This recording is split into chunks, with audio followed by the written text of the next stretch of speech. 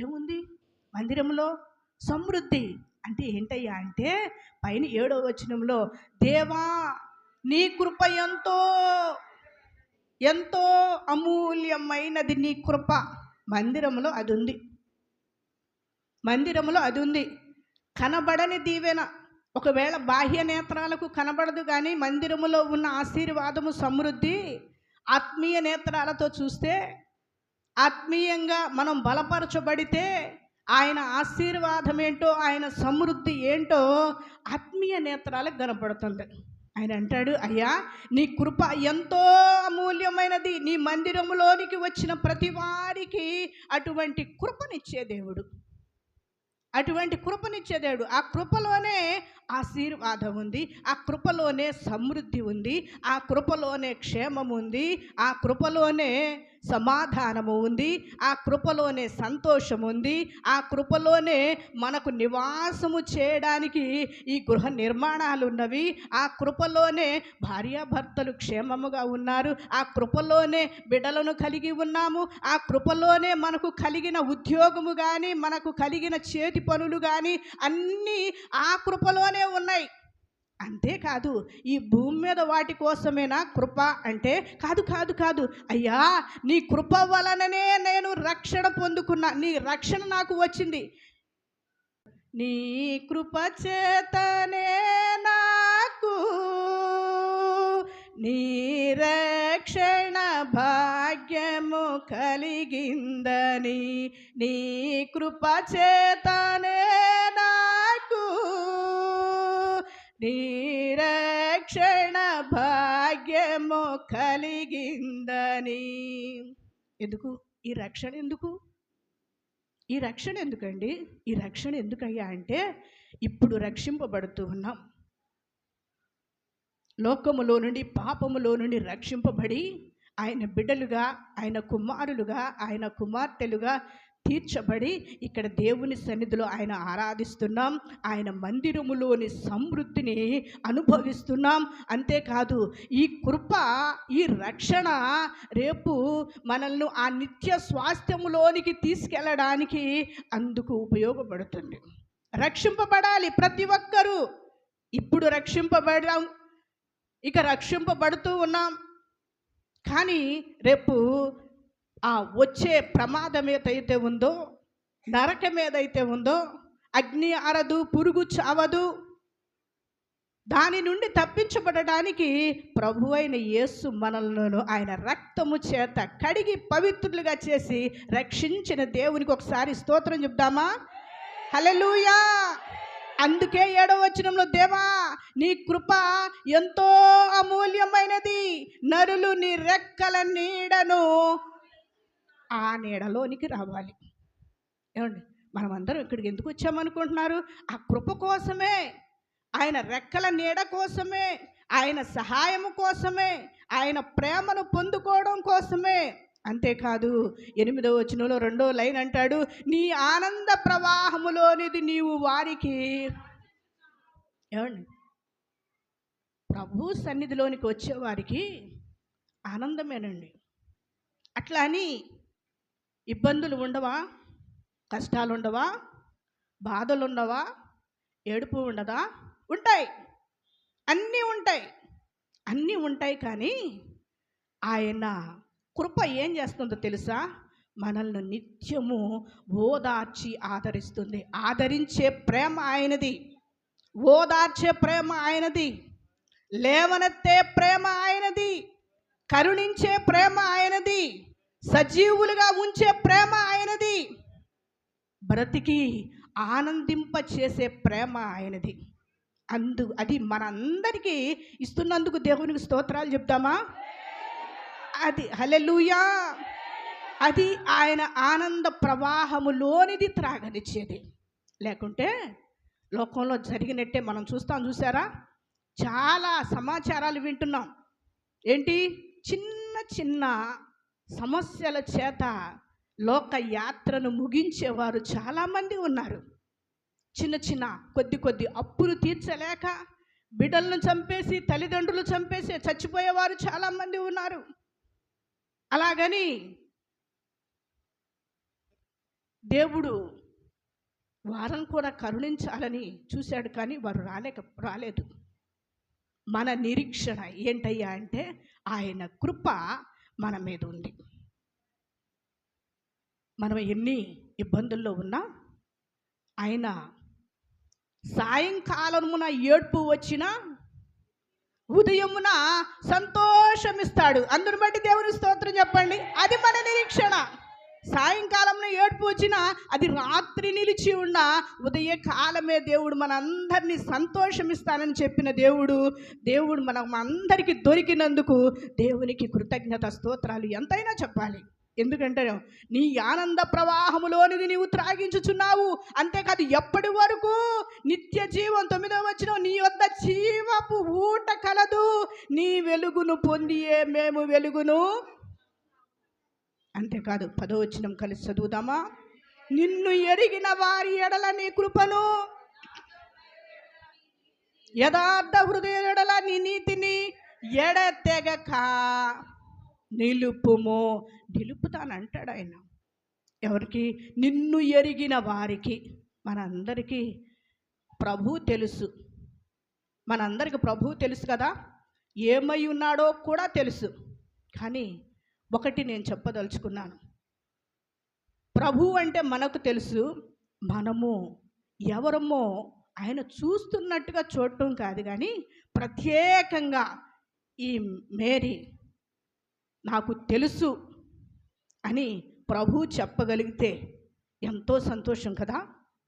మనం అందరం, ప్రభువా నువ్వు నాకు తెలుసు, నిజంగా నీ ప్రేమ ఏంటో నేను అనుభవిస్తున్నాను, కానీ గ్రహించక, నువ్వంటే ఏంటో తెలియక ఇంకా లోకములో నశించిపోతే నన్ను క్షమించి నన్ను కరుణించు నాయనా అని ప్రార్థన చేసుకుంటూ, అయ్యా నిన్ను ఎరిగిన వారి ఎడల నీ కృప ఇస్తానన్నావు కదా, యథార్థ హృదయుల ఎడల నీ నీతిని ఎడతెగక నిలుపుతానన్నావు కదా, నీ కృప ఇప్పుడు దాకా ఉంచావు కదా, ఎడతెగక నిలుపు నాయనా అని మనమందరము ఆయన సన్నిధిలో వేడుకుంటూ కృప కలుగును గాక అని చెప్దాం. మనమందరం నీ కృప మాకు కలుగును గాక, నీ కృప మాకు కలుగును గాక, నీ కృప మాకు కలుగును గాక అని చెప్పిన మనం, ప్రభువా మేమందరము యథార్థ హృదయ ఎడల నీ కృప నీ నీతి ఎడతెగగా నిలుపును అని చెప్పి సెలవిచ్చావుగా. మేమందరము నిన్ను ఎరిగి ఉండాలయ్యా. మేమందరము నీ కృప మాకు ఎలా ఇస్తున్నామో దానిని హృదయపూర్వకంగా జ్ఞాపకము చేసుకొని నిందించాలి, నిన్ను సేవించాలి, నిన్ను పూజించాలి. ఇది సేవకుడైన దావీదు కీర్తన. ప్రభువా నిన్ను సేవించేటట్లుగా, హృదయపూర్వకంగా నిన్ను ఆరాధించేటట్లుగా మాకు సహాయం చే. మా హృదయాన్ని తెరువునైనా, మా హృదయాన్ని తెరువు. నీ ప్రేమ చేత, నీ కృప చేతనే మమ్మల్ని ఈ రీతిగా బ్రతికించుచున్నావు. నీకు స్తోత్రం. ప్రియుడా నా యేసయ్యా, నన్ను గన్న తండ్రి నా యేసయ్యా. మరి ఒకసారి, నా ప్రాణ ప్రియుడా నా యేసయ్యా, నన్ను గన్న తండ్రి, పంచరినై తోడు లేక దూరమైతిని, ఓదార్చెవారు లేక భారమైతిని, పంటరి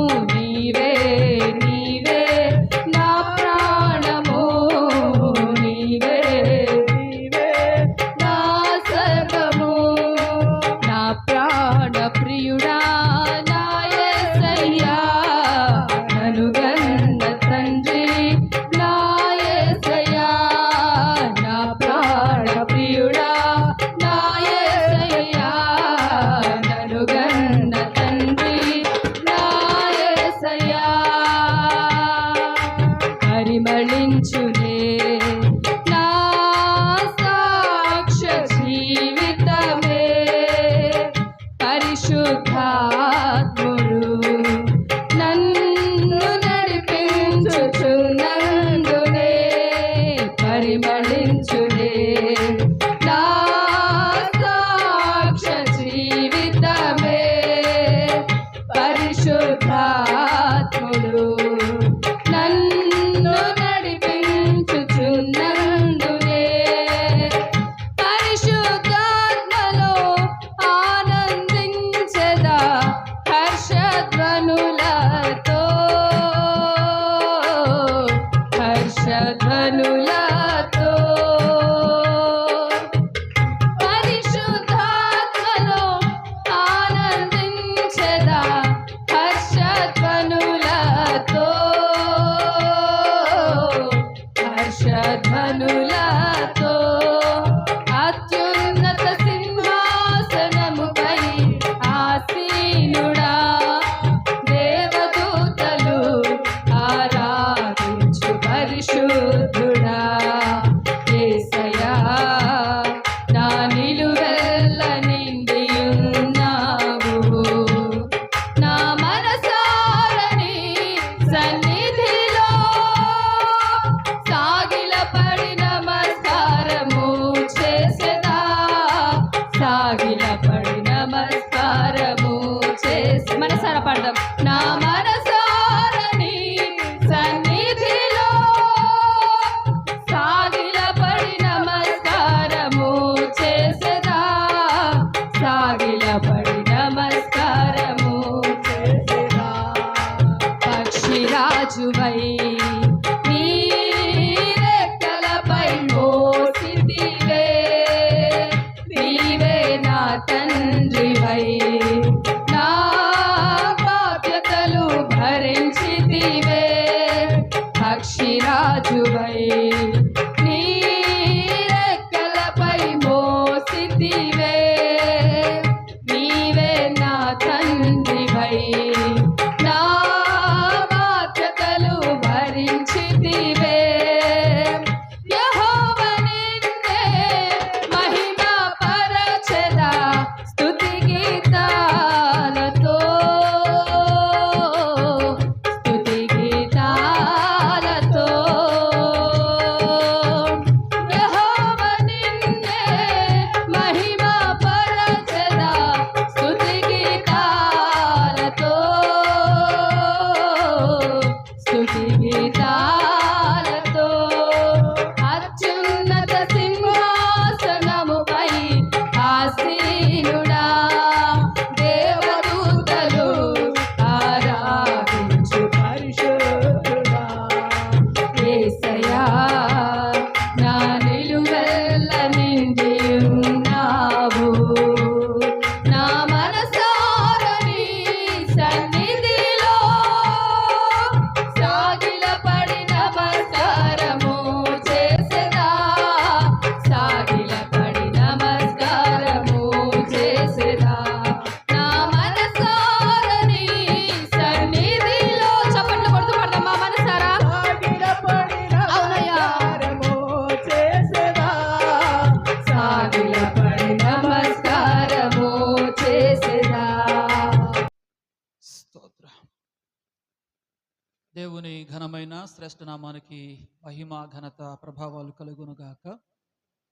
క్రీస్తునందు ప్రియమైన వారులరా, మరొక ఆదివారపు ఆరాధన కొరకై ఆసక్తితో ప్రభు సన్నిధానానికి కూడి వచ్చిన మీ అందరికీ ప్రభు పేరట ముందుగా నా శుభములు, నా వందనాలు తెలియజేస్తున్నాను. అందరికీ ప్రభు పేరట వందనాలు, అందరికీ వందనాలు. దేవుని కృపలో మనం ఈ 2025వ సంవత్సరంలో ఆగస్టు నెల చివరి ఆదివారం ఆరాధన మనం జరుపుకుంటూ ఉన్నాం. అలాగే ఆగస్టు నెలకు చివరి రోజు, ప్రతి నెల ఆఖరు మరి కృతజ్ఞత కూడిక మనం ఎలాగున జరుపుకుంటామో అలాగే ఈరోజు సాయంత్రం మరలా 7 గంటల నుండి ఒక 2 గంటలు ప్రభు సన్నిధిలో ఈ ఆగస్టు నెలంతా తన కృపలో మనలందరినీ కూడా కాచి కాపాడి భద్రపరిచినటువంటి విధానాన్ని బట్టి కృతజ్ఞతతో ప్రభుని స్తుతిస్తూ ఈ నెలను మనము ముగిస్తాం. అలాగే రాబోయే సెప్టెంబర్ మాసం అంతా దేవుడు కాపాడాలని కోరుకుంటూ 9వ నెలను మనము ప్రారంభిస్తాం. కాబట్టి ప్రియులారా, ఈ విషయాన్ని మీరందరూ కూడా మీ జ్ఞాపకాల్లో ఉంచుకొని సాయంకాలం జరిగే నెలాఖరి కృతజ్ఞత కూడిక కొరకు మీరందరూ కూడా ఆసక్తి కలిగి పాలు పంపులు పొందాలని, అలాగే ఈ పూట రాలేకపోయిన మన బిడ్డలు ఎవరైతే ఉన్నారో వారిని కూడా ప్రోత్సహించి సాయంకాలం జరిగే కార్యక్రమానికి తీసుకుని రావడం కోసం ఈ మట్టుకు మీరు ప్రయత్నం చేయాలని ప్రభు పేరట మీకు ముందుగా తెలియజేస్తూ ఉన్నాను. మంచిది. దైవ గ్రంథమైన పరిశుద్ధ బైబిల్లో నుండి దేవుని యొక్క వాక్యాన్ని మనం ధ్యానం చేసుకుందాం. అపోస్తుల కార్యాల గ్రంథం 2వ అధ్యాయాన్ని మనం ధ్యానం చేస్తూ గడిచిన వారం 42వ వాక్యాన్ని చదువుకొని దేవుని సన్నిధిలో చాలా విషయాలు మనం ధ్యానం చేశాం. రక్షింపబడినటువంటి సంఘం, విశ్వాసులు, వ్యక్తులు ఎవరైతే ఉంటున్నారో వారందరూ ఏ విధంగా అపోస్తుల బోధలో ఉన్నారో ఆ విషయాలన్నీ కూడా మనం ధ్యానం చేయడానికి దేవుడు కృప చూపారు. ఆ తర్వాత వెంటనే అదే వచనాన్ని మనం చదివితే ఒక మంచి మాట మనకు కనబడుతుంది. అంటే బైబిల్లో ఉన్న మాటలన్నీ కూడా మంచివే, కానీ ఈ పూట మనం ధ్యానం చేసే మరొక అంశం అక్కడే 42వ వచనంలోనే అపోస్తుల బోధలో ఉన్నవారు కేవలము బోధ వినటం మాత్రమే కాదు, కానీ వారు కలిగి ఉన్నటువంటి మరికొన్ని లక్షణాలు మనకు అక్కడ ఉన్నాయి. వరుసగా 4 లక్షణాలు మనకు అక్కడ కనబడతాయి. వాటిలో ఒకటి అపోస్తుల బోధ, రెండవది చదువుతారా వచనాన్ని? 42వ వచనం చదవండి ఒకసారి. 2వ అధ్యాయము 42వ వాక్య భాగాన్ని మనం చదివినట్లయితే మన ధ్యానాంశాన్ని మనము గమనించి దాని ప్రకారం ముందుకు కొనసాగడానికి మనం ప్రయత్నం చేద్దాం. వీరు అపోస్తుల బోధ యందును సహవాసమందును రొట్టె విరుచుట యందును ప్రార్థన చేయుట యందును ఎడతెగక ఉండిరి. వారు ఎక్కడెక్కడ ఉన్నారో అక్కడ రాయబడిన మాటలు మనం గమనిస్తూ ఉన్నాం. బోధ పోయిన వారం మనం ధ్యానం చేసాం.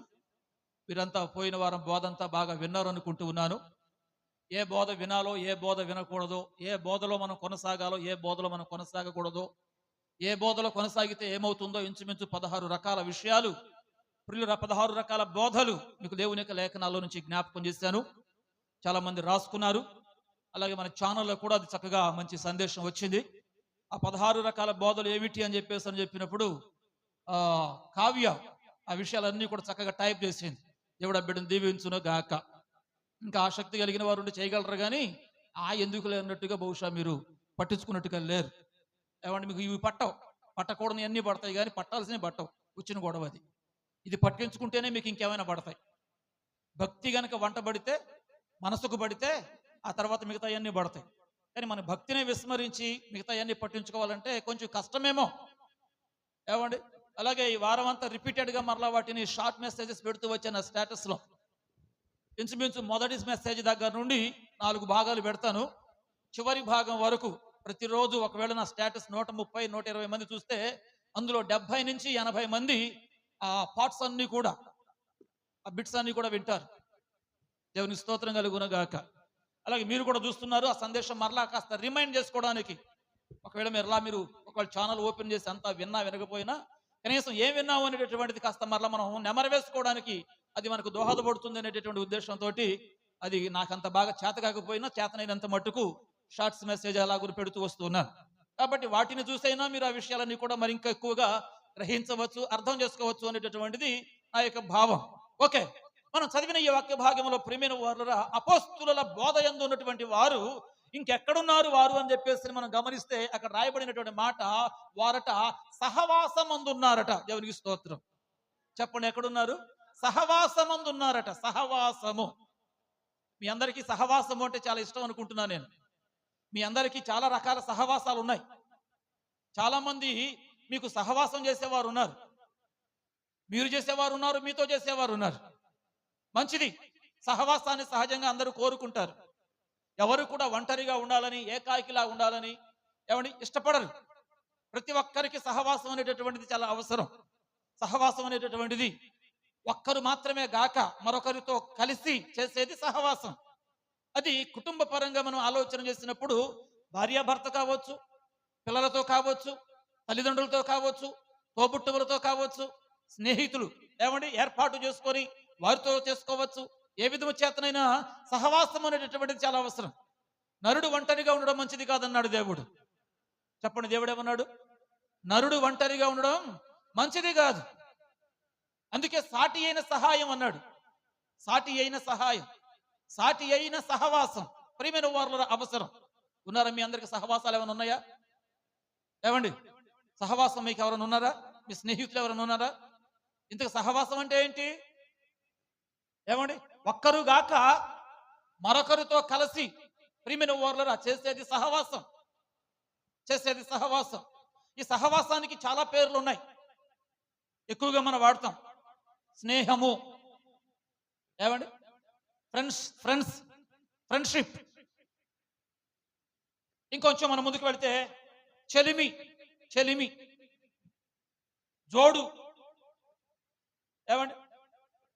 మిత్రత్వం, మిత్రులు, స్నేహితులు. అంతేకాదు సాంగత్యం, సహచర్యం, సన్నిహితంగా ఉండడం.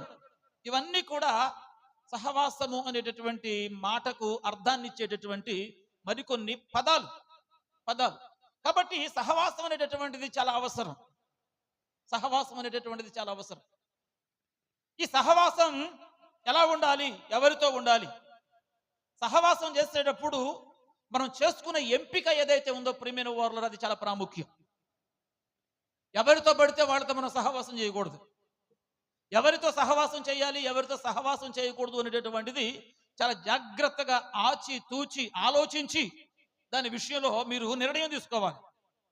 అందుచేత బైబిల్ గ్రంథంలో ఉన్నటువంటి ఈ 3000 మంది వ్యక్తులు ఎవరైతే ఉన్నారో వీరంతా అపోస్తుల బోధలో ఉన్నారు. అంత మాత్రమే కాదు, వారందరూ కూడా కలిసి సహవాసం చేశారట. వారు ఈ బోధ వినక ముందు వారి సహవాసాలు వేరు. వారు ఈ బోధలోకి రాకముందు వాళ్ళ స్నేహితులు వేరు, వాళ్ళ చెలిమి వేరే వారితో, వాళ్ళ మైత్రి వేరే వాళ్ళతో. కానీ ఎప్పుడైతే ఈ బోధ విన్నారో, బోధ విన్న తర్వాత వాళ్ళ సహవాసాలు మారిపోయాయి, వాళ్ళ స్నేహాలు మారిపోయాయి. అప్పటి వరకు ఎవరెవరితో వారు కలిసి జీవించారో, ఎవరెవరితో కలిసి చట్టా పట్టాలు వేసుకుని తిరిగారో ప్రియమైన వారందరినీ కూడా వదిలిపెట్టి ఏ గూటి పక్షులు ఆ గూటికే చేరతాయని అంటారు చూడండి, అన్నట్టుగా వీళ్ళంతా ఇప్పుడు ఒక సహవాసం అయ్యారు. ఎంతమంది వీళ్ళు అని చెప్పేసానంటే చెప్పండి ఒకసారి, 3000 మంది. దేవునికి స్తోత్రం, హల్లెలూయా.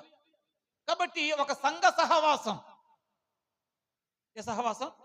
ఒక సామూహిక సహవాసం, ఒక సార్వత్రికమైన సహవాసం. దానిని వీళ్ళు ఏర్పాటు చేసుకున్నారు. వీళ్ళందరూ కూడా బోధలో ఉన్నారు, బోధ ప్రకారం బ్రతుకుతూ ఉన్నారు, బోధని అనుసరిస్తూ ఉన్నారు.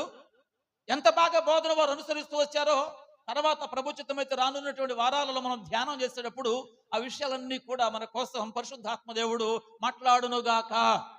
హల్లెలూయా. చెబుదాం గట్టిగా, హల్లెలూయా. లోకంలో ఒక మాట ఉంది, బహుశా అది ఇంగ్లీష్ సామెత అనుకుంటా, నాకు రాదు కానీ ఇంగ్లీష్లో, తెలుగులో దాని అర్థం చెప్తా. నీ స్నేహితుడు ఎవడో చెప్పు, నువ్వేమిటో నాకు తెలుస్తుంది. మరి ఇంగ్లీష్లో ఎట్లా చెప్పాలో నాకు రాదు, మీలో మీరు అనుకోండి. వస్తే ఒకవేళ నీ స్నేహితుడు ఎవడో చెప్పు, లేక నీ స్నేహితురాలు ఎవరో చెప్పు, నువ్వేమిటో చెబుతా. అంటే ఏంటి అక్కడ దాని అర్థం? ప్రతి వ్యక్తిని ప్రభావితం చేసేటటువంటి ఒక స్నేహితుడు ఉంటాడు. ఈ స్నేహితుడు మంచి కొరకు ప్రభావితం చేసేటటువంటి వాడైతే దేవునికి స్తోత్రం. కానీ చెడు కొరకు ప్రభావితం చేసేవాడైతే చాలా ప్రమాదం. అందుచేత అప్పుడప్పుడు మీ గురించి తెలవాలి అని చెప్పేస్తానంటే మిమ్మల్ని అడిగితే తెలియదు, కానీ మీ స్నేహితులు ఎవరో తెలుసుకుని వాళ్ళని కనుక అడిగితే లేకపోతే వాళ్ళ క్యారెక్టర్ ఏమిటో తెలిస్తే మీరేమిటి అనేటటువంటిది ఆటోమేటిక్గా ఊహించవచ్చు. కాబట్టి మీరేమిటో నాకు తెలవాలి అని చెప్పేస్తానంటే మీకు ఎటువంటి వారు స్నేహితులై ఉండాలి? ఎవరిని మీరు స్నేహంగా జతగా మీ ఏమండి మంచి ఏమంటారు దాన్ని, అది సంగతి. కాబట్టి మీకు నేనేం చెప్పాలనుకుంటున్నాను అనంటే, స్నేహము విషయంలో, సహవాసము విషయంలో ప్రియమైన వారురా ఒక మంచి ఎంపిక అవసరం. ఏమవసరం? ఒక మంచి ఎంపిక అవసరం. ఎన్నుకోవటం అనేటటువంటిది చాలా అవసరం. కాబట్టి మీరంతా ఇప్పటికే ఎవరిని స్నేహితులుగా కలిగి ఉన్నారో నాకు తెలియదు. ఎటువంటి వారు మీ స్నేహితులో దేవుని యొక్క వాక్య భాగంలో నుంచి మనం ధ్యానం చేస్తూ ఆలోచన చేయడానికి మనం ప్రయత్నం చేద్దాం. దేవుని యొక్క వాక్య భాగంలో ప్రియమైన వారురా సామెతల గ్రంథకర్త ఇలా అంటాడు. 13వ అధ్యాయం, సామెతల గ్రంథం 13వ అధ్యాయం చదవండి 20వ వాక్యం. సామెతల గ్రంథం 13వ అధ్యాయము 20వ వాక్యం. జ్ఞానుల సహవాసము చేయువాడు ఎవరి సహవాసం?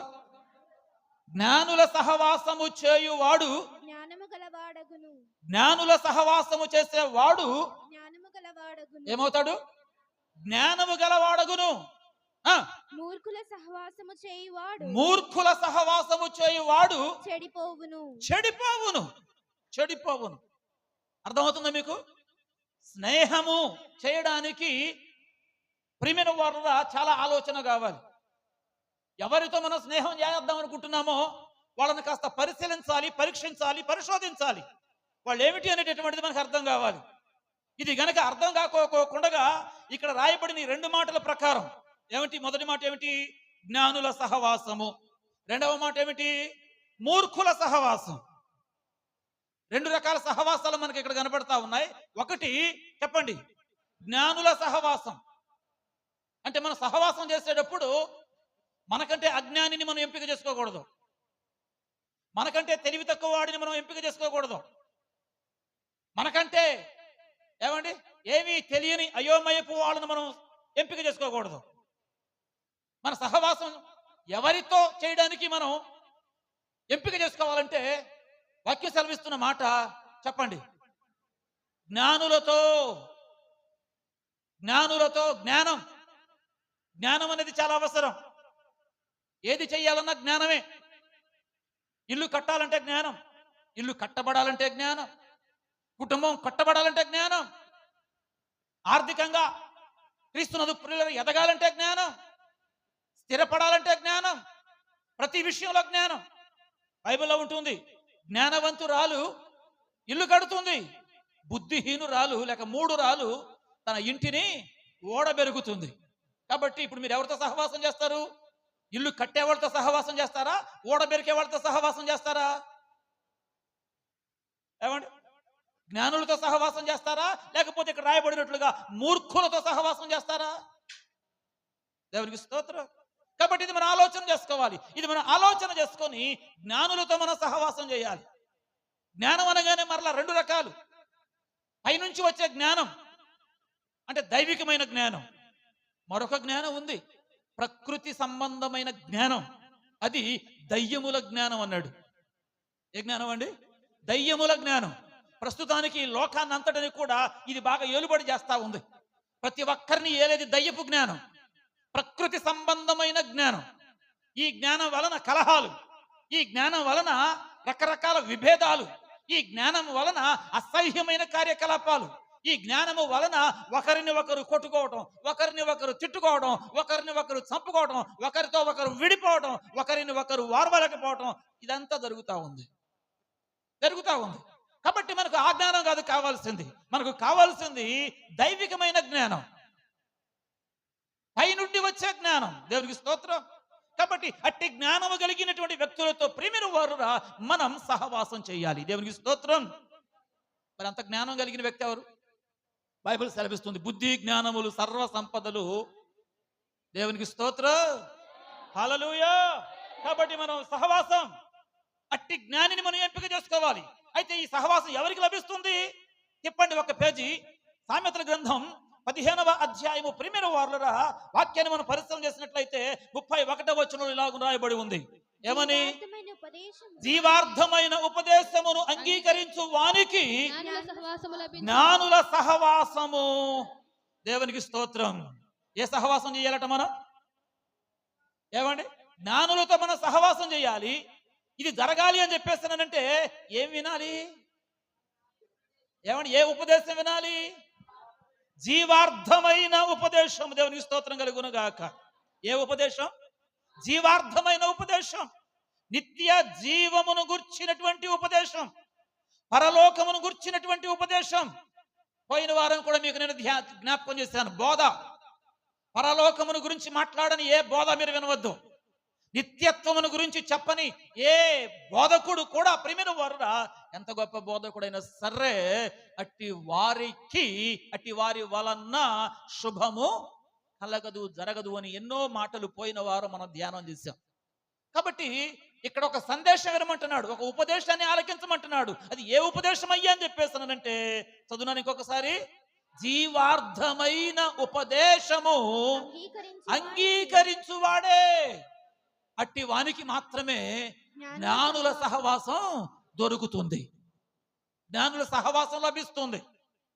ఉపదేశము వినువానికి. అది కూడా ఏ ఉపదేశం? మళ్ళీ జీవార్థమైన ఉపదేశం, నిత్య జీవము కొరకైనటువంటి ఉపదేశం, మహిమలోనికి ఒక వ్యక్తి ప్రవేశించడం కొరకైనటువంటి సిద్ధపాటునిచ్చే ఉపదేశము. ప్రియమైన వారులరా, ఎవరు వినగలుగుతారో అట్టి వారికి మాత్రమే జ్ఞానుల సహవాసం లభిస్తుంది. మిగతా వారు అంటే సందేశాన్ని కనుక వినకపోతే, సందేశం యొక్క సారాన్ని గ్రహించకపోతే, వారు జ్ఞానులతో సహవాసము చేయలేరు. ఈ జ్ఞానము వారికి అందదు, ఈ జ్ఞానమును వారు గ్రహించలేరు. ఈ జ్ఞానపు మాటలు, దైవత్వ సంబంధమైన మాటలు, నిత్యత్వము కొరకైనటువంటి మాటలు ప్రియమైన వారికి ఏమాత్రం కూడా అర్థం కాదు. అందుచేత ఈ ఉపదేశాన్ని, ఈ సందేశాన్ని మనమందరము అత్యంత శ్రద్ధాసక్తులతో విని, దానిలోని జ్ఞానాన్ని మనము ఎరిగిన వారమై, ఆ జ్ఞానము కొరకు అట్టి జ్ఞానులతో చెప్పండి ఏం చేయాలి? మనం సహవాసము చేయాలి. దేవునికి స్తోత్ర, హల్లెలూయా. సహవాసం చేయాలి అని చెప్పేస్తున్నానంటే అది అంత తేలికగా అయిపోయేటటువంటి విషయం కాదు. ఈ సహవాసం అనేటటువంటి ఇది జరగాలి అని చెప్పేస్తున్నానంటే దీనికి మరొక 2 పదాలు జోడించాలి.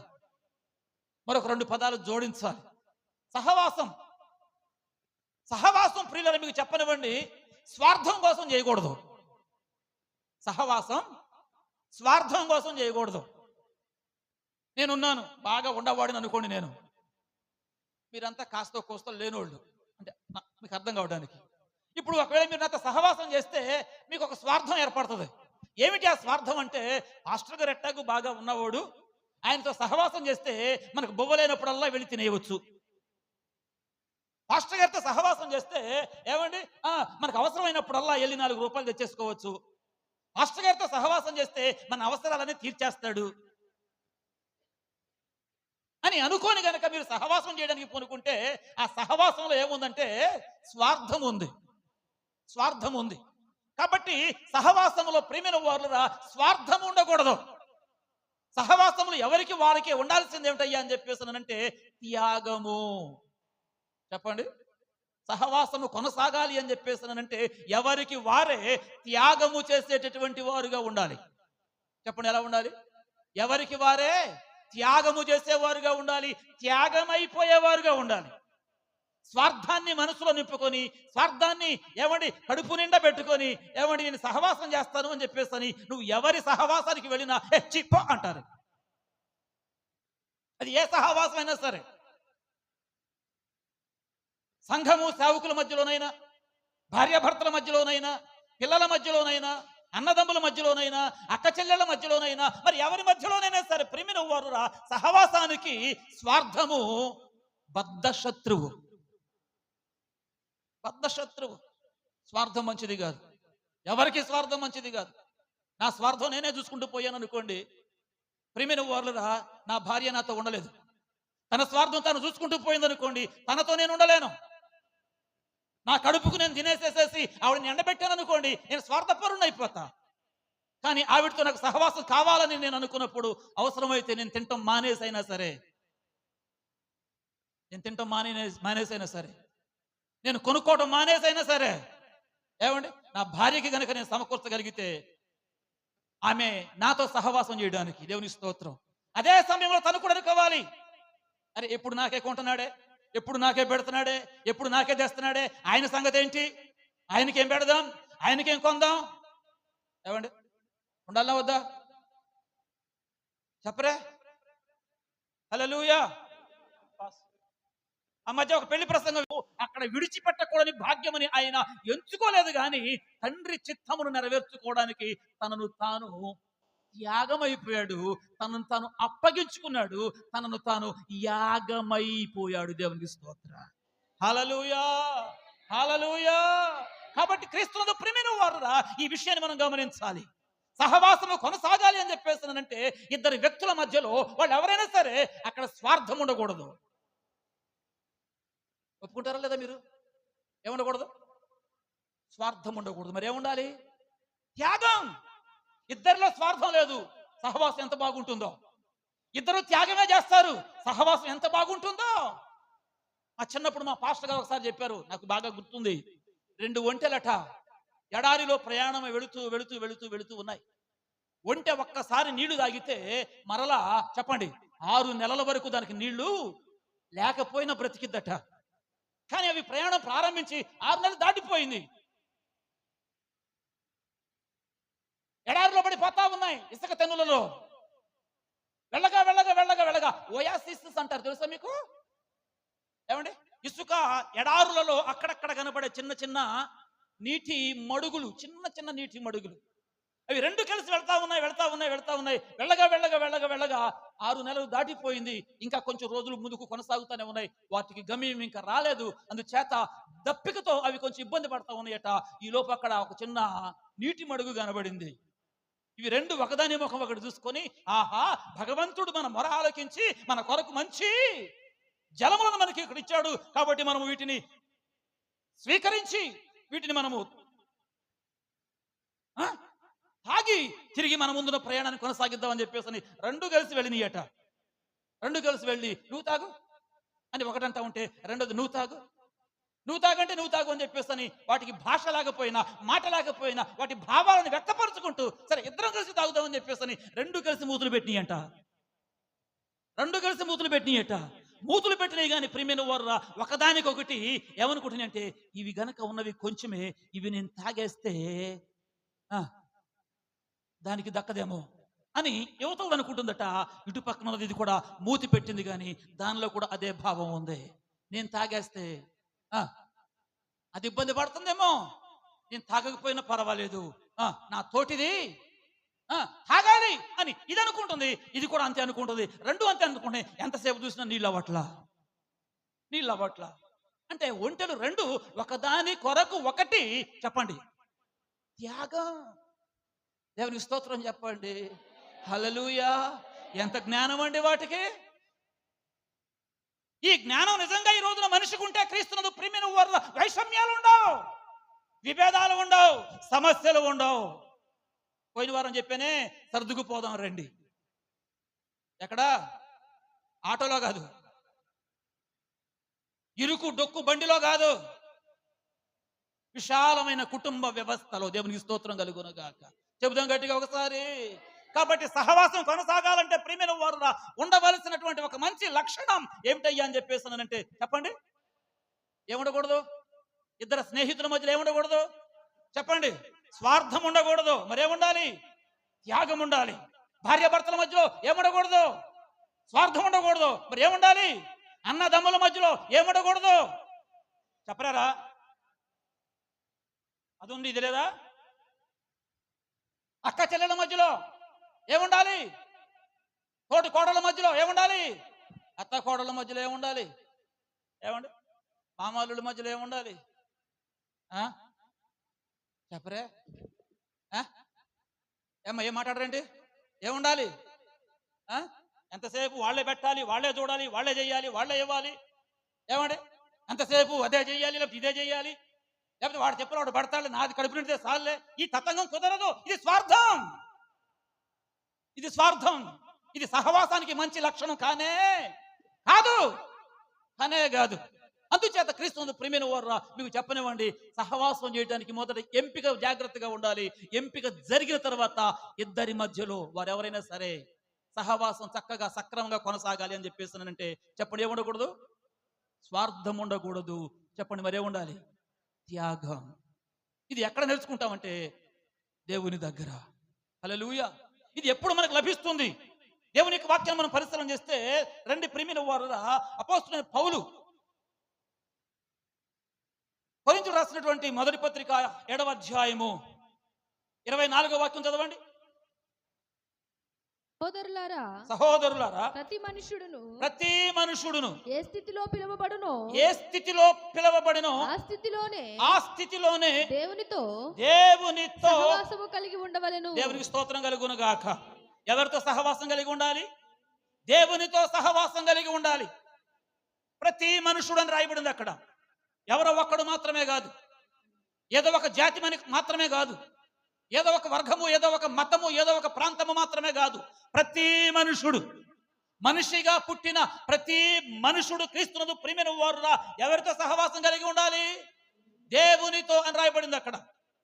దేవునితోనే దానికి నేనేమంటాను అంటే తండ్రి అయినటువంటి దేవునితో, దేవుడైనటువంటి యెహోవాతో మనము సహవాసం కలిగి ఉండాలి. ఆయనతో మనం సహవాసం కలిగి ఉండడానికి ఆయన మనకు ఒక మంచి మాదిరి నేర్పించి వెళ్ళాడు. దేవుని స్తోత్రం. ఏమిటి ఆ మాదిరి అని చెప్పేస్తానంటే తన కుమారుడైనటువంటి క్రీస్తును ఈ లోకానికి పంపించాడు. క్రీస్తుని లోకానికి పంపించాడు.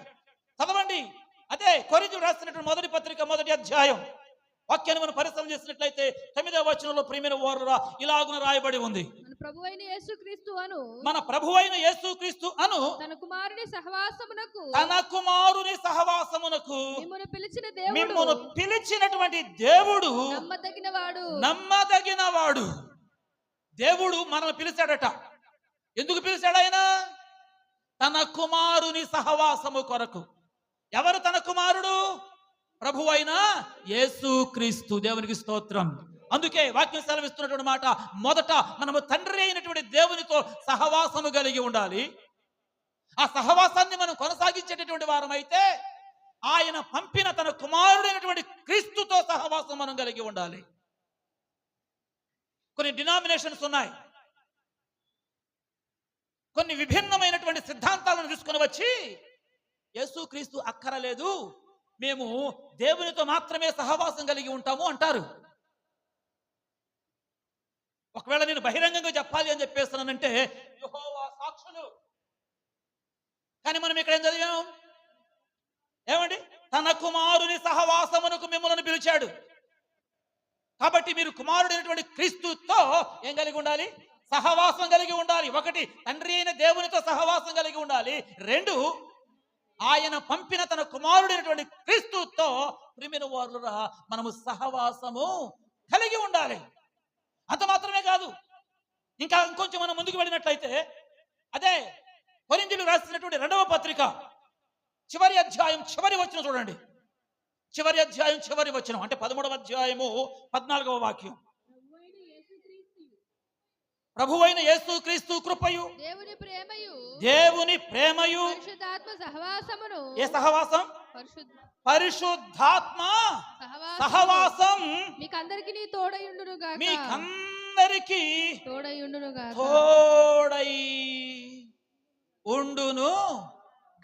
దేవునికి స్తోత్రం. ఎవరి సహవాసం అండి? అంటే ఈ 3 లేఖనాలు మనకి ఏం జ్ఞాపకం చేస్తున్నాయి? ఒకటి, తండ్రి అయిన దేవునితో సహవాసం. 2, ఆయన కుమారుడైన యేసు క్రీస్తుతో సహవాసం. 3, పరిశుద్ధాత్మతో సహవాసం. దేవుని స్తోత్రం. పాత నిబంధన అంతా కూడా తండ్రి దేవునితో సహవాసం. కొత్త నిబంధన మత్తయి దగ్గర నుంచి ప్రియమైన వారురా 5 సువార్తలు, 5 సువార్తలన్నీ 4, కానీ 5వ సువార్త మనమే అన్నారు చాలా మంది భక్తులు. 4 సువార్తలు బైబిల్లో ఉంటే 5వ సువార్త నువ్వే, నేనే. బైబిల్లో సువార్తలు ప్రజలకు ఎంత ప్రయోజనకరంగా ఉన్నాయో, క్రీస్తును పరిచయం చేస్తూ ఉన్నాయో, 5వ సువార్తగా నీవు నేను మనం ప్రజలకు క్రీస్తును పరిచయం చేసేటటువంటి విధానం మనలో ఉండాలి. దీనిని మనము అవలంబించుకోవాలి. అందుకు 5 అన్న. కాబట్టి 4 సువార్తలలో యేసుక్రీస్తు వారు ప్రియమైన వారు ఈ లోకంలో ఉన్నాడు. ఆ దినాలలో ఆయనతో సహవాసం చేశారు. ఆయన అన్నాడు, నేను వెళతాను, నేను వెళ్ళడం మీకు మంచిది, నేను వెళ్ళిన ఎడల మీ యొద్దకు ఎవరు వస్తారు? పరిశుద్ధాత్ముడు, ఆదరణకర్త మీ యొద్దకు వస్తాడు. వచ్చినటువంటి ఆయనతో మీరు ఏం కలిగి ఉండాలి? సహవాసము కలిగి ఉండాలి. కాబట్టి ఇప్పుడు సహవాసమును ఎవరితో చేస్తున్నామయ్యా అని చెప్పేస్తానంటే పరిశుద్ధాత్మునితో. అలాగని చెప్పేసి యేసు ప్రభు లేడా, అలాగని తండ్రి లేడా అంటే వాళ్ళు ముగ్గురు వేరు కాదు. కానీ తమను తాము బయలుపరుచుకునే విధానం పాత నిబంధనలో తండ్రి వలె, కొత్త నిబంధన 4 సువార్తలలో కుమారుని వలె. ఇక అపోస్తుల కార్యాలు ప్రారంభం దగ్గర నుంచి ప్రేమైన వారురా ప్రకటన గ్రంథం ముగిసేంత వరకు కూడా పరిశుద్ధాత్ముడు.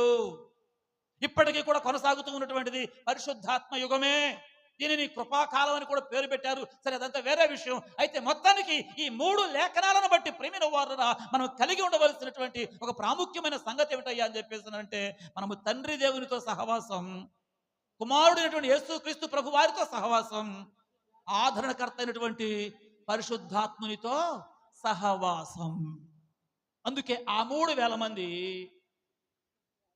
వాళ్ళ సహవాసాన్ని మార్చుకున్నారు, వాళ్ళ స్నేహితులను మార్చుకున్నారు. ఎందుకు ఈ మాట చెప్పాల్సి వస్తా ఉంది? ఈ బోధ వెనక మునుపు వారి స్నేహం వేరు, వారి సహవాసం వేరు, వారి చెలిమి వేరు, వాళ్ళు కలిసి తిరిగిన వ్యక్తులు వేరు. కానీ ఈ బోధ విన్న తర్వాత, బోధల్లో వారు కట్టబడడానికి ఇష్టపడిన తర్వాత, బోధంతటి యొక్క సారం అర్థమైన తర్వాత ప్రేమైన వారురా వారి పాత సహవాసాలన్నీ కూడా విడిచిపెట్టి ఏమండి ఒక క్రొత్త సహవాసం. ఏ సహవాసం? ఒక క్రొత్త సహవాసం, ఒక క్రొత్త ఒరవడి ఇది వారిలో ఏర్పడింది. సరే, ఇంతవరకు మీకు ఇచ్చింది ఇదంతా కూడా జస్ట్ బైబిల్ గ్రంథంలోని ఇన్ఫర్మేషన్. ఇప్పుడు మనం అన్వయించుకోవలసినటువంటి సప్లికేషన్ ఏంటి? ఏమండి, ఇప్పుడు మన సహవాసం సంగతి ఏంటి? ఉందా? తండ్రి దేవునితో మనకు సహవాసం ఉందా? కుమారుడైనటువంటి క్రీస్తుతో మనకు సహవాసం ఉందా? ఆయన పంపినటువంటి పరిశుద్ధాత్మునితో మనకు సహవాసం ఉందా? ఏమండి, ఈ సహవాసం కలిగి ఉండేటటువంటి విషయంలో మనం స్వార్థాన్ని కనుక అడ్డు పెడితే ఆ సహవాసం మనకు దక్కదు. స్వార్థాన్ని గనక మనము సిలువ వేస్తే ఈ సహవాసం దొరుకుతుంది. స్వార్థం ఏంటి? మన స్వార్థం. ఈ సహవాసం కొరకు, ఈ సహవాసంలో కొనసాగడం కొరకు మనకున్న స్వార్థం ఏమిటి? మీకు ముందే చెప్పాను, సహవాసం చేయాలి అని చెప్పేసి త్యాగం కావాలి. త్యాగం అనేది లేకోకుండా సహవాసం కొనసాగడం కష్టం. మనతో సహవాసం చేయడానికి తండ్రి ఇష్టంగా ఉన్నాడు, కుమారుడైన క్రీస్తు సిద్ధంగా ఉన్నాడు, ఆయన పంపినటువంటి పరిశుద్ధాత్ముడు నిత్యము మనతోనే ఉంటూ ఉన్నాడు. కానీ మన స్వార్థం ఏం చేస్తుందంటే పరిశుద్ధాత్ముని తృణీకరిస్తూ ఉంది, ప్రభువైన యేసుక్రీస్తు వారిని తృణీకరింపజేస్తూ ఉంది, తండ్రి అయినటువంటి దేవునిని కూడా తృణీకరింపజేస్తూ ఉంది. ఏంటది? స్వార్థం. ఏమిటి స్వార్థం? మీకు అర్థం కావడానికి ఇలాగ చెబుతా, అర్థమయ్యే సులువైనటువంటి తీరికలో. అంటే మనకు జరిగే రెగ్యులర్ విషయం. ఈరోజు ఆదివారం ఆరాధన, ప్రభుదినం. దీని యందు మనం అందరం కూడా ఆయనతో సహవాసం చేయడానికి రావాలి. తండ్రి అయిన దేవునితో సహవాసం చేయడానికి రావాలి, కుమారుడిని క్రీస్తుతో సహవాసం చేయడానికి రావాలి, పరిశుద్ధాత్మునితో సహవాసం చేయడానికి చెప్పండి రావాలి. కానీ మన వాళ్ళు ఎంతమంది రాలేదు ఒకసారి చూసుకోండి. ఎంతమంది రాదు ఒకసారి చూసుకోండి. స్వార్థం. ఏమిటి స్వార్థం? ఆయనతో సహవాసం చేస్తే నా ఉద్యోగం ఎట్లా, ఆయనతో సహవాసం చేస్తే మా బంధువులతో ఎట్లా, ఆయనతో సహవాసం చేస్తే మా వ్యాపారం ఎట్లా, ఆయనతో సహవాసం చేస్తే మా చదువులు ఎట్లా, ఆయనతో సహవాసం చేస్తే మా పొట్ట కూడెట్లా, ఆయనతో సహవాసం చేస్తే ఏమండి మేము నీరసం అయిపోతామేమో కదా, ఆయనతో సహవాసం చేస్తే మేము మా టైం వేస్ట్ అయిపోద్దామో కదా. ఇది స్వార్థం. ఒప్పుకుంటారా లేదా? సహవాసం కావాలి. ఇది జరగాలి అని చెప్పేస్తానంటే యోహాను రాసినటువంటి మొదటి పత్రిక 1వ అధ్యాయము చదువుదాం. 3వ వాక్యం. మాతో కూడా మీకును సహవాసము కలుగునట్లు మేము చూచిన దానిని వినిన దానిని మీకు తెలియజేస్తూ ఉన్నాము. దేవునికి స్తోత్రం. చెప్పండి ప్రియమైన వారురా, మాతో కూడా మీకు సహవాసం. ఎవరంటున్నా మాట ఇది?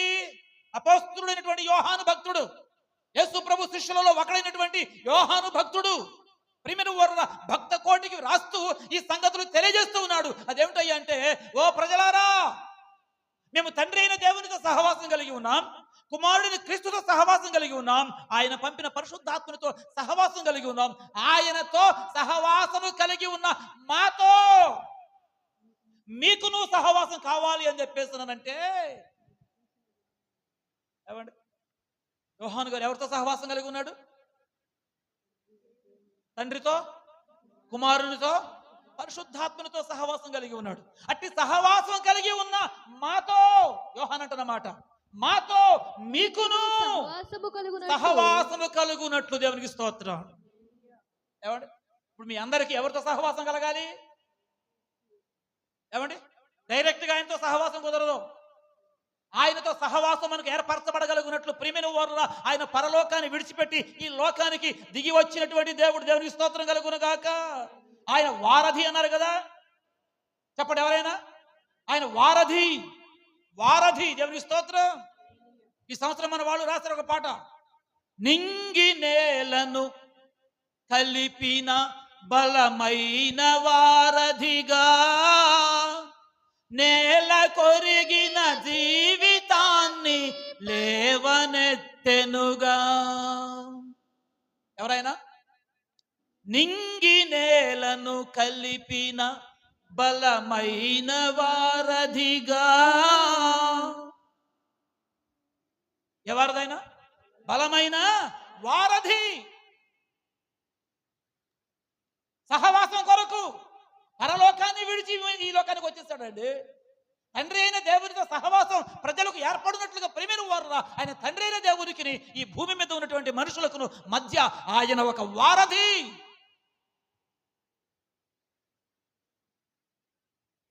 ఆయన తన పిరుడులో, ఆయన తన కాలములో ఆ పనిని, ఆ పరిచర్యను చేసి వారధిని సిద్ధం చేసి ఆయన వెళ్ళిపోయాడు. దేవునికి స్తోత్రం. ఆయన వెళ్ళిన తర్వాత పరిశుద్ధాత్ముని పంపించాడు. ఇప్పుడు ఆయన వారధి, ఆయన వారధి.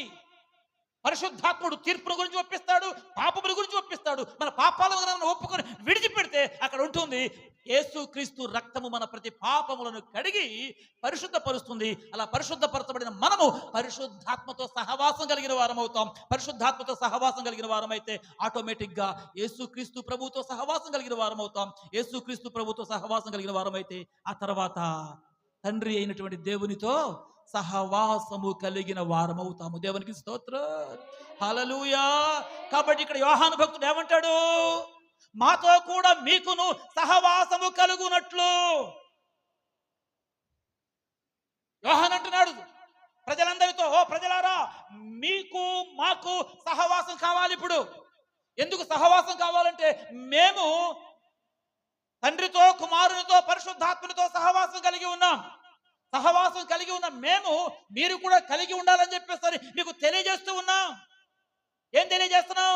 మేము చూచిన దానిని, మేము వినిన దానిని మీకు తెలియజేస్తున్నాం. ఏం చూచాం మేము? ఏమండి యోహాను ఏం చూశాడు? ప్రత్యక్షంగా తన కుమారుడు క్రీస్తును చూచాడు. క్రీస్తు చేసిన త్యాగాన్ని చూశాడు, క్రీస్తు కార్చిన రక్తాన్ని చూశాడు, క్రీస్తులోని సమర్పణ చూశాడు, క్రీస్తు చూపించిన ప్రేమను కళ్ళారా చూశాడు. అంతేకాదు, చూసిన వాడు విన్నాడు, ప్రతిదీ విన్నాడు. కాబట్టి ఏది మేము చూసామో, ఏది మేము విన్నామో, అంతేనా? ఆయన సమాధి చేస్తూ ఉంటే చూశాడు.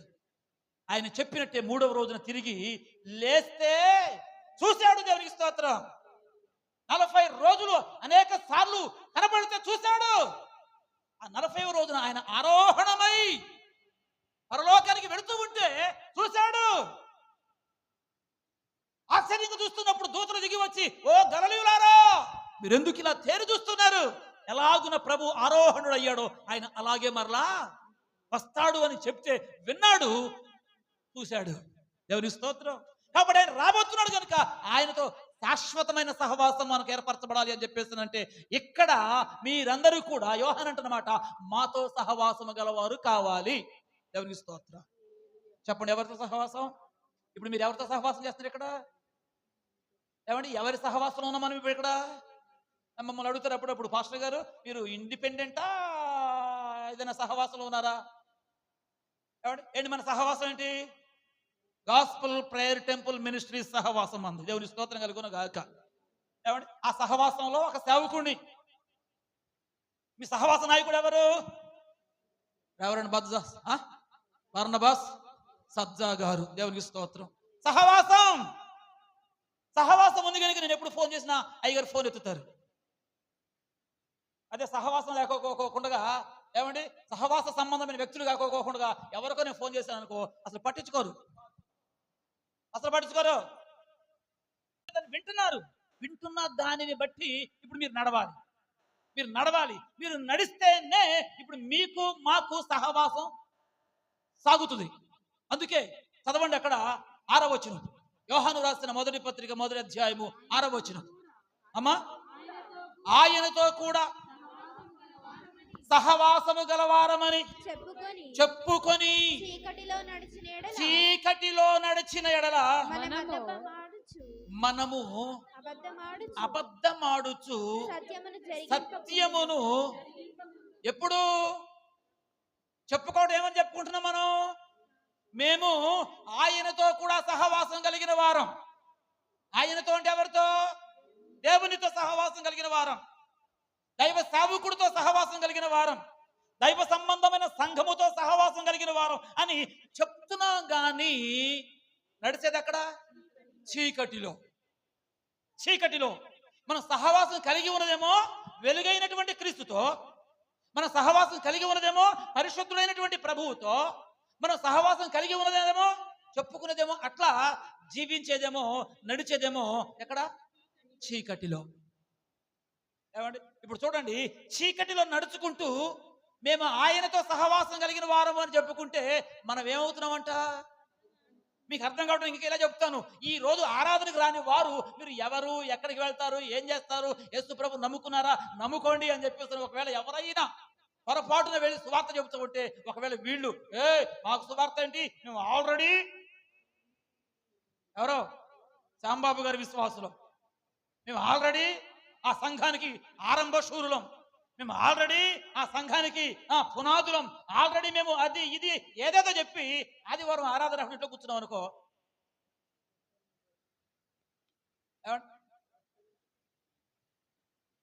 ఎవరు అబద్ధికులు? ఇప్పుడు అక్కడ చెప్పే వాక్యం అదే, మేము ఆయనతో సహవాసము గలవారమని చెప్పుకొనుచు చీకటిలో నడిచిన ఎడల మనము అబద్ధం ఆడుతూ సత్యమును జరిగింపకోకుండా ఉండిపోతాం. అయితే 7వ వచనం, ఆయన వెలుగులో ఉన్న ప్రకారము మనమును వెలుగులో నడిచిన ఎడల మనము, ఆంధ్ర పలకన మాట, అన్యోన్య సహవాసము గలవారమవుతాము. హల్లెలూయా. ఏ సహవాసం చెప్పండి? అన్యోన్య సహవాసం. ఇక అక్కడ గుట్టంటూ ఏది ఉండదు, రహస్యం అంటూ ఏది ఉండదు. ఎందుకని? ఏ సహవాసం అయింది? సహవాసం కాస్త ఏ సహవాసం అయింది? అన్యోన్య సహవాసం. ఏమంటే, అన్యోన్య సహవాసం ఉన్న చోట రహస్యాలు ఉంటాయి, ఇంకా మరుగైనవి ఏమైనా ఉంటాయా? ఏమంటే, సహవాసం కుదరకపోతేనే వీడి వల్ల ఎప్పుడు ముప్పు వచ్చిందో అని చెప్పేసి దాచిపెట్టాలి, ఏదో ఒకటి మరుగు చేయాలి, ఏదో ఒకటి. కానీ క్రీస్తునందు ప్రియమైన వారురా, దేవుని పిల్లలంగా మనం అందరం ఒకరి ఎడల ఒకరు ఒక తెరవబడిన బుక్ లాగా. అవకాశం ఉందంటారు ఇవాళ? ఏమండి, కుటుంబంలో ఒకరికొకరు తెరవబడిన బుక్ లాగా ఉన్నారా? లేకపోతే మీ రహస్యాలు మీయేనా? ఏమంటే, సంఘంలో సేవకుల దగ్గర తెరవబడిన బుక్ లాగా ఉండగలిగారా? లేకపోతే మీ సేవకులంగా మమ్మల్ని పరిశ్రమ చేస్తున్నారు, మేమేమైనా మరుగుగా ఉన్నట్టుగా మీకు ఏమైనా అనిపిస్తుందా?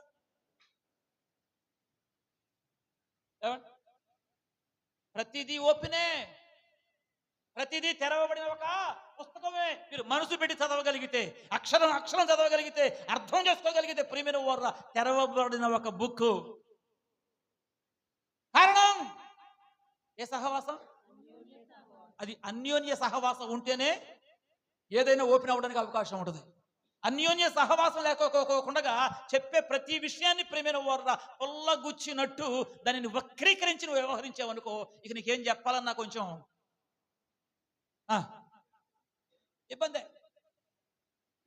ఇబ్బంది.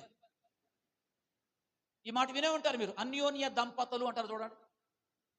ఏ దంపతులు అంటే ఏంటి దాని అర్థం? దాని అర్థం ఏంటి? వాళ్ళిద్దరి మధ్యలో ఏ విధమైన అరమరికలు లేవు. హల్లెలూయా. ఏమి లేవు? ఏ విధమైన అరమరికలు లేవు, ఏ విధమైన దాగుడు మూతలు లేవు, ఏ విధమైన రహస్యాలు లేవు. మనందరి కుటుంబాలు అలా గుండును గాక. అన్యోన్య దంపతులుగా రానున్న దినాలలో దేవుని మహిమ కొరకు బ్రతుకుదుము గాక. Praise the Lord. ఎప్పుడు సాధ్యమవుతుంది ఇది? ఎప్పుడు సాధ్యమవుతుంది ఇది? సహవాసములో. అది కూడా ఏ సహవాసం? స్వార్థము లేని సహవాసం. ఏ సహవాసం? త్యాగపూర్వకమైన సహవాసం. ఇది గనక మనం కలిగి ఉండగలిగినట్లయితే ప్రియమైన వారులరా, అపోస్తుల సహవాసంలో ఉన్న వారు గనక ఏ విధంగా దేవుని కృపను అత్యధికంగా పొందుకున్నారో, దేవుని పిల్లలంగా మనము కూడా ఆ విధమైన కృప పొందుకోవడానికి అవకాశాలు హెచ్చుగా ఉన్నాయి. దేవుని స్తోత్రం కలుగునగా. చెబుదాం హల్లెలూయా, హల్లెలూయా. కాబట్టి ఇప్పుడు మన సహవాసం ఎవరితో ఏర్పడాలి? ఇప్పుడు సహవాసం ఎవరితో ఏర్పడాలి మీకు? ఇప్పుడు మన భాషలోకి వద్దాం, మన కోణంలోకి వద్దాం. ఇప్పుడు మీకు సహవాసం ఎవరితో ఏర్పడాలి? ఎవరితో ఏర్పడాలి? ఎవరితో? ఎవరితో చెప్పండి. ఒక ఓటం లేకుండా చెప్పండి. ఏమండి? మాతో అన్నాడు యోహాను. ఇక్కడ ఏమండి? ఇక్కడ మాతో మీరు ఎంత సహవాసం చేస్తారో మీరు అంతగా మారుతారు. మీకు ఈ సంగతి తెలుసు అనుకుంటున్నాను నేను. గోడ మీద బలులు చూడండి, గోడ మీద బలులు చూడండి. మన చర్చి గోడలు కాస్త పచ్చగా ఉన్నాయి, ఇక్కడ బలులన్నీ కాస్త పచ్చగా కనపడతాయి. మన పక్కన రమేష్ గారి గోడలు కొంచెం తెల్లగా ఉన్నాయి, బయట భాగం తెల్లగా కనపడతాయి. లోపలికి వెళ్ళి చూడండి,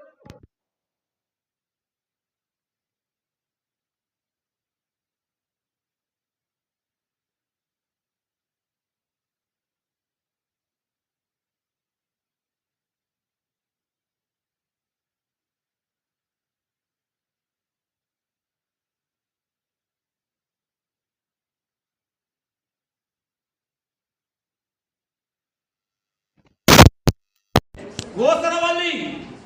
దేవునికి స్తోత్రం. ఏం చేస్తుంది ఓసరవల్లి? అది ఎక్కడ ఉంటుందో దాని రంగునది మార్చుకుంటుంది. అలాగే దేవుని పిల్లలమైన మనం క్రీస్తును ప్రేమిన వారురా ఈ సహవాసంలో కనుక ఉండగలిగితే, ఈ సహవాసంలో కనుక చేరగలిగితే, ఈ సహవాసంలో కనుక కొనసాగగలిగితే అది కూడా ఎట్లా?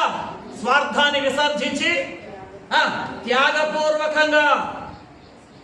ఏమండి? నాలో స్వార్థం ఉంటే మీతో సహవాసం చేయలేను నేను. మీలో స్వార్థం ఉంటే మీరు నాతో సహవాసం చేయలేరు.